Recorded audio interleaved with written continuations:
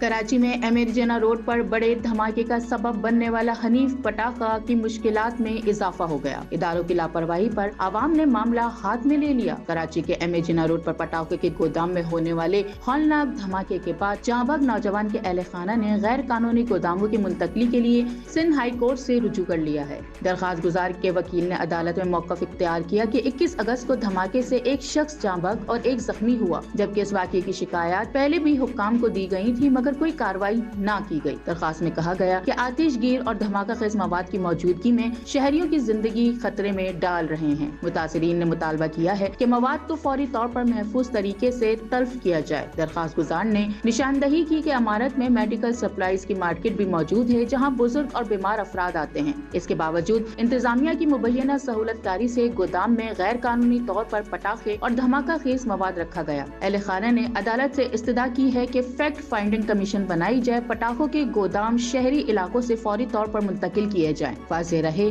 کہ 21 اگست کے دھماکے میں 6 افراد جاں بحق اور 33 زخمی ہوئے تھے۔ پولیس نے گودام مالک حنیف اور ایوب کے خلاف مقدمہ درج کر لیا ہے۔ ایک ملزم ہسپتال میں زیر علاج ہے جبکہ دوسرا مفرور ہے۔